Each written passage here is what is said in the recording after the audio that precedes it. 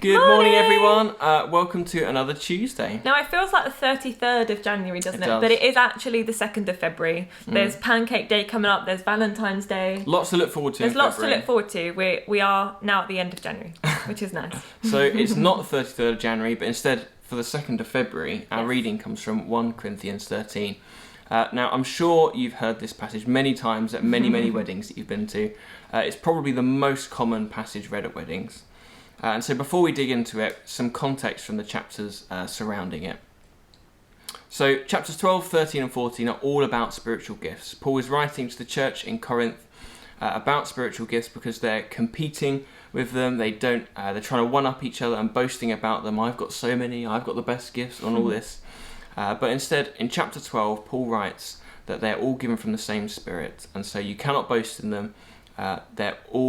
They don't make you any better or any worse than anyone else. Everyone is equal, regardless of what gifts are given. And so, with that, we come to our reading today from chapter 13.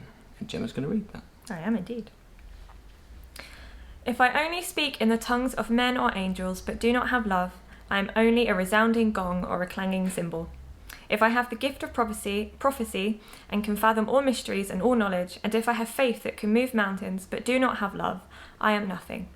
If I give all I possess to the poor, and give over my body to the hardship that I may boast, but do not have love, I gain nothing. Love is patient, love is kind. It does not envy, it does not boast, it is not proud. It does not dishonour others, it is not self-seeking, it is not easily angered, it keeps no record of wrongs. Love does not delight in evil, but rejoices with the truth. It always protects, always trusts, always hopes, and always perseveres.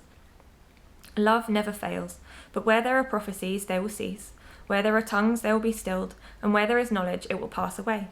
For we know in part, and we prophesy in part, but when completeness comes, what is in part disappears.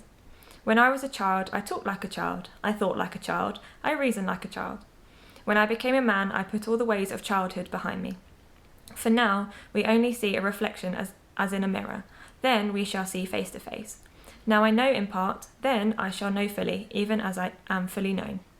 And now these three remain, faith, hope, and love, but the greatest of these is love. So, very obviously a great passage for weddings, but as we've already mentioned, this isn't talking to couples, this is talking to the church in Corinth. And so the word Paul uses for love isn't describing this romantic love between couples, but instead using the word agape. So agape basically can be translated as unconditional love.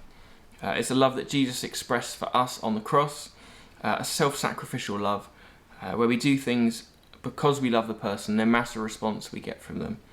It's a love that is just like what Paul mentions in the middle of this chapter. It's patient, it's kind, it's without envy, boasting, or pride. So Paul encourages everyone to seek spiritual gifts, but he points out that to love is more important. Paul is calling all the Corinthians to bear that in mind when they think about spiritual gifts, or any gifts for that matter. I've been doing catching up on all the safeguarding stuff within our benefice. So I've been mapping out all the roles that everyone does and making sure your training's up to date or your DBS checks are up to date.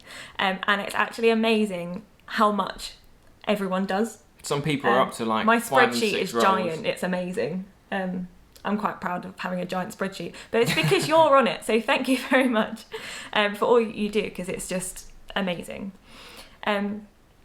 But as we said earlier, there was competition in the Corinthian church between the people, one-upping each other on the roles that they do and the gifts that they've been given.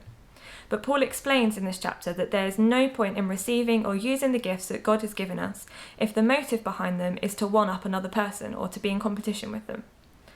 A simple example can be that there is no point in getting involved in doing the flowers in church if you're doing it just to get credit for doing them or to do them better than someone else. Or to get involved in a different serving team like worship or tea and coffee if you're looking to appear better than someone else.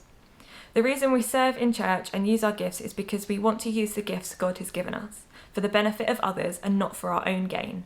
And that is what agape love means. Paul says that the gifts we are given are all from God and therefore we cannot boast. So 1 Corinthians 13 is a great reading for a wedding, but it's an even better one to understand our place in the body of Christ. Very good. I love 1 Corinthians. That's very good. Have a lovely day, and we'll see you around soon. Bye. Bye.